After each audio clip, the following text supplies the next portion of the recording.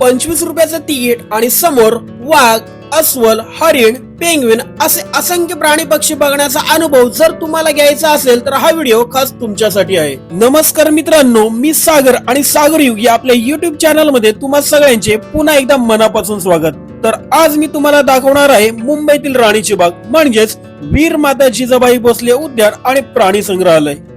पण त्याआधी महानगरपालिकेच्या वतीने राणीच्या बागेत भरलेला खास असा 29वा फ्लॉवर फेस्टिवल दाखवणार आहे. तर मित्रांनो, आज बृहन्मुंबई महानगरपालिकेच्या वतीने राणीच्या बागेत पुष्पोत्सव म्हणजे तुमच्या आमच्या भाषेत सांगायचे तर फ्लॉवर फेस्टिवल भरवण्यात आलेला आहे.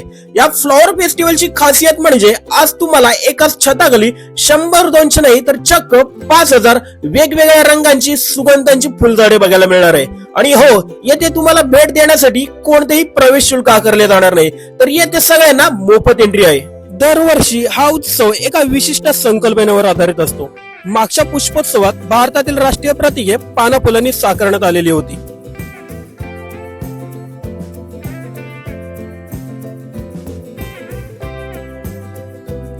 तर चला आपण या फ्लॉवर फेस्टिवल मध्ये प्रवेश करून बघू की यावेळी नक्की कोणत्या संकल्पनेवर आधारित हा फ्लॉवर फेस्टिवल आहे.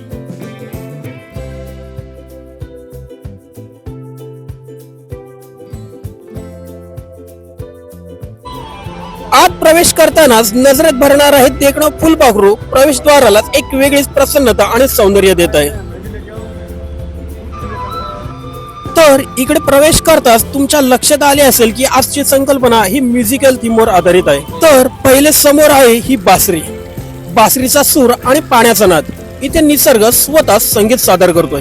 त्यानंतर पुढे आहे तबला शहनाई. एकीकडे तबल्याचा ठेका तर दुसरीकडे शहनाईचा गोड नाद आणि तेही सगळं फुलांमधून. त्यानंतर पुढे आहे हा मृदुंग. रंगीत फुलांनी सजलेला हा मृदुंग जणू सांगतोय निसर्गालाही ठेका धरता येतो. त्यानंतर पुढे आहे ही सितार. फुलांनी घडवलेली ही सितार डोळ्यांना शांतता आणि मनाला संगीत देणारी आहे. त्यानंतर पुढे आहे हार्मोनियम. फुलांनी बनवलेली ही पेटी पाहून असं वाटतंय जणू सूर सुद्धा इथे दरवळत आहेत.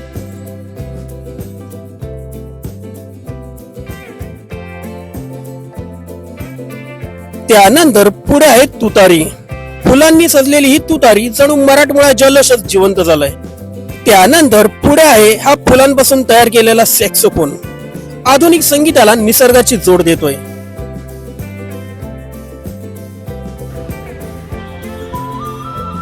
आता तुम्हाला दाखवत आहे लहान लहान खडी आणि रेतीपासून साकारलेली स्वर कोकिळा लता मंगेशकरांची ही प्रतिमा. जसं त्यांचं संगीत काळाच्या पलीकडे आहे तशीच ही कला देखील अजरामर वाटते. आता तुम्हाला दाखवत आहे रेती आणि खडीपासून उभे राहिलेले तबल्याचे सम्राट उस्ताद जाकीर हुसेन, ज्यांच्या प्रत्येक ठेक्यात आजही संपूर्ण जग ताल धरतं. मित्रांनो, हे फ्लॉवर फेस्टिवल 6 फेब्रुवारी 2026 ते 8 फेब्रुवारी 2026 या 3 दिवसांच्या कालावधीत सकाळी 8 ते रात्री 8 वाजेपर्यंत चालू असणार आहे. सलग 3 दिवस सुरू असणाऱ्या पुष्पोत्सवाचा मुंबईकरांनी आनंद घ्यावा असे आवाहन मुंबई महानगरपालिकेच्या वतीने करण्यात आलेले आहे.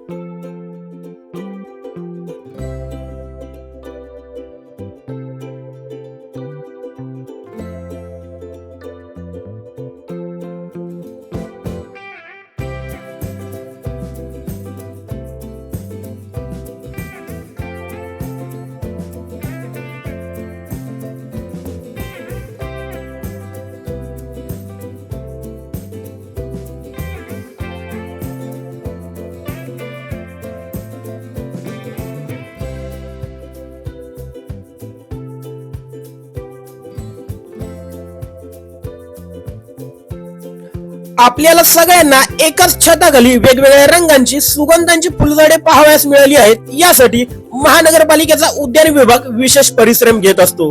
याकरिता आपण सगळ्यांनी त्यांना नक्कीच धन्यवाद बोलायला हवे.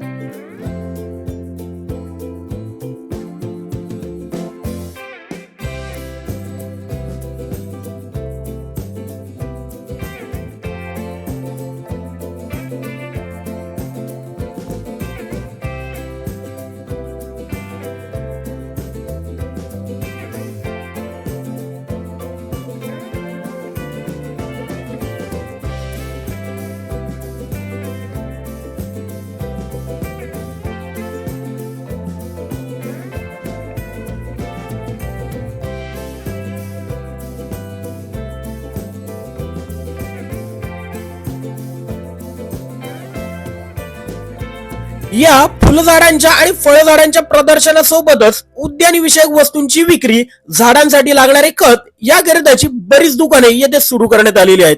तर चला आपण नक्की येथे काय काय मिळत आहेत ते बघूयात.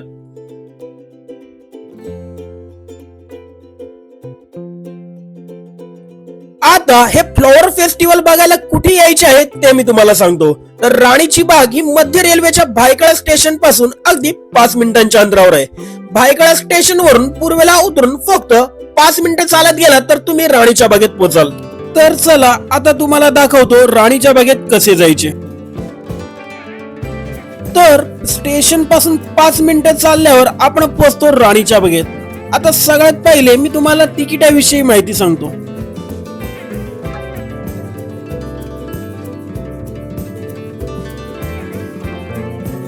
इथे लहान मुलांसाठी म्हणजेच 3 ते 12 वर्षांपर्यंत तिकीट फक्त 25 रुपये आहे. तर 12 ते 59 वर्षांपर्यंत 50 रुपये तिकीट आहे आणि 59 वर्षांपेक्षा जास्त आणि हँडिकॅप लोकांसाठी इकडे फ्री एंट्री असते. इकडे येण्यासाठी तुम्ही ऑफलाईन किंवा ऑनलाईन पद्धतीने तिकीट काढू शकता. ऑनलाईन तिकीट बुक करण्याची लिंक मी खाली डिस्क्रिप्शन मध्ये दिलेली आहे.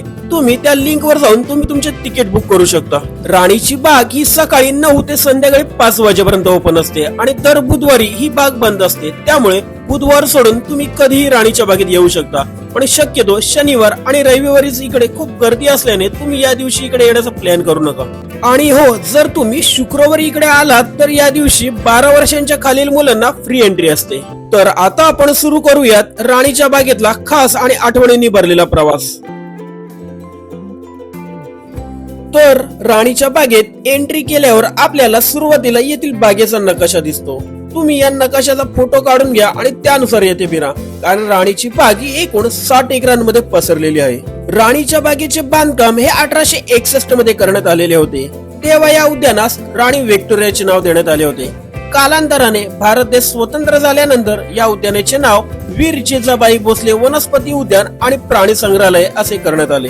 राणीच्या बागेत येताच पूर्वी आपल्याला या ठिकाणी हत्ती बघायला मिळायचा, पण मागच्या वर्षी 59 वर्षांच्या अनारकली हत्तीच्या निधनानंतर आपल्याला इथे आता हत्ती पाहायला मिळत नाही. यानंतर आपण पुढे जाणार आहोत अस्वल बघायला.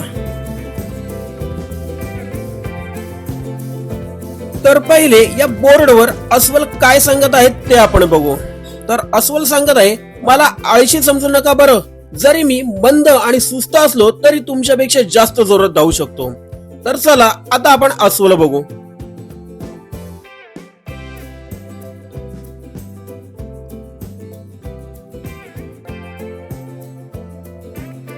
अस्वलानंतर आता आपण जाणार आहोत थेट जंगलाच्या सिंहासनाकडे. तर चला पाहूया जंगलाचा राजा वाघ.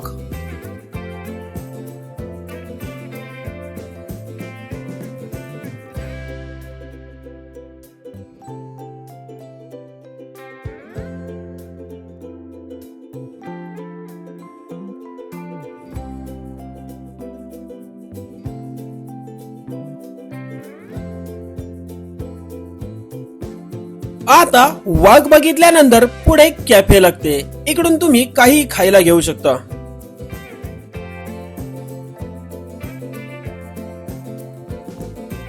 जंगलाच्या राजानंतर आता आपण भेट देणार आहोत पाण्यातल्या हेवीवेटला. अर्थातच समोर आहे पाणघोडा म्हणजेच हिप्पो.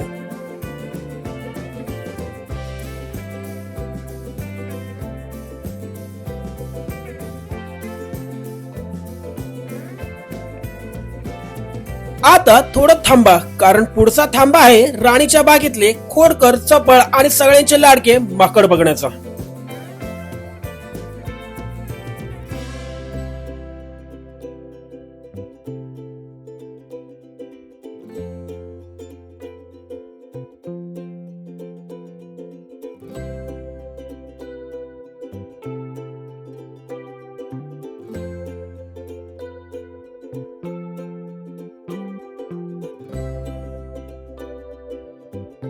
आता जंगलाच्या ताकदीचं दर्शन झाल्यानंतर आपण भेट देऊया जंगलाच्या सौंदर्याला. धावण्यात वेगवान, दिसण्यात मनमोहक. चला पाहूया हरिण आणि चितळ.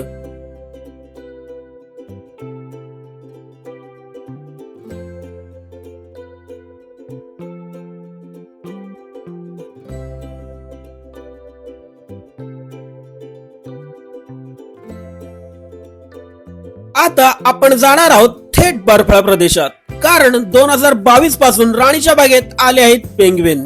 ज्या बर्फाळ वातावरणात हे पेंग्विन राहतात त्यांच्यासाठी इथे खास तसाच प्रदेश तयार केला आहे. चला तर मग पाहूया गोंडसचे पेंग्विन.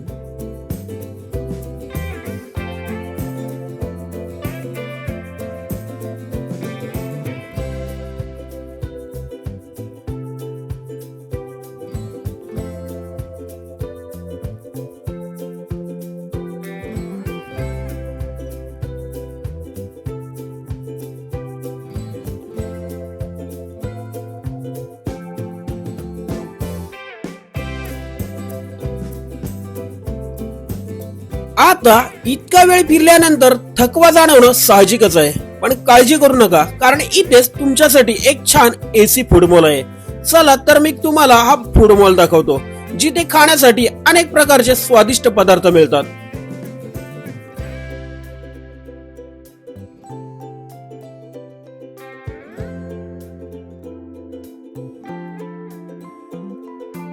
आता आपण जाणार आहोत पक्ष्यांच्या नंदनवनात, जिथे आवाजांनी आणि रंगांनी भरलेले एक सुंदर जग तुमची वाट बघत आहेत.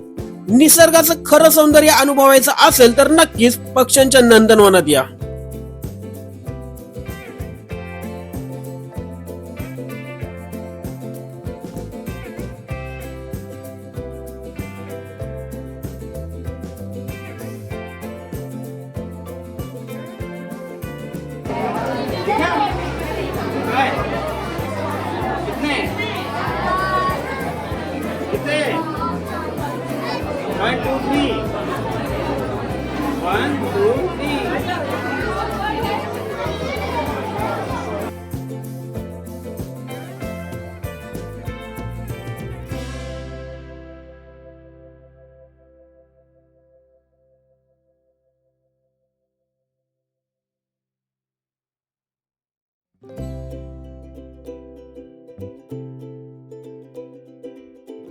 आता पुढे आपल्याला भेटणार आहेत शांत स्वभावाचे, दीर्घायुषी आणि गमतीशीर असे कासव.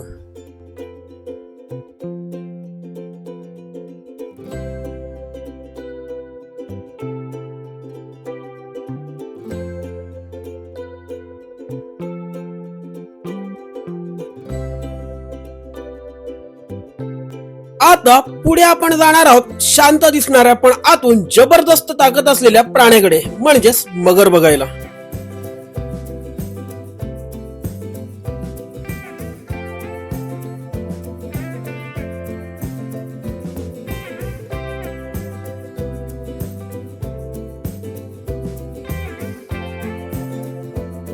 आता पुढे आपण जाणार आहोत रंगीबेरंगी पाणपक्ष्यांच्या जगात, जिथे फ्लेमिंगो, पाण कोंबडी सारखे विविध पक्षी आपल्याला पाहायला मिळणार आहेत.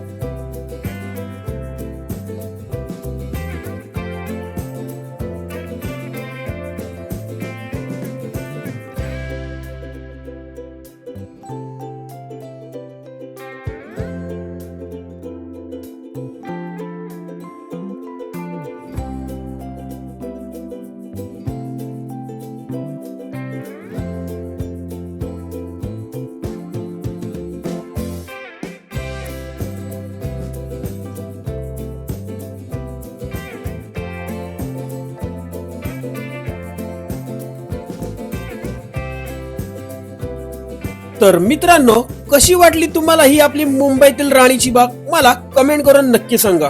तर राणीच्या बागेचा हा व्हिडिओ तुम्हाला आवडला असल्यास आपल्या व्हिडिओला लाईक करून व्हिडिओ आपल्या मित्र परिवारामध्ये नक्की शेअर करा. आणि हो, आपल्या सागरयुग या युट्यूब चॅनलला सबस्क्राईब करायला विसरू नका. धन्यवाद.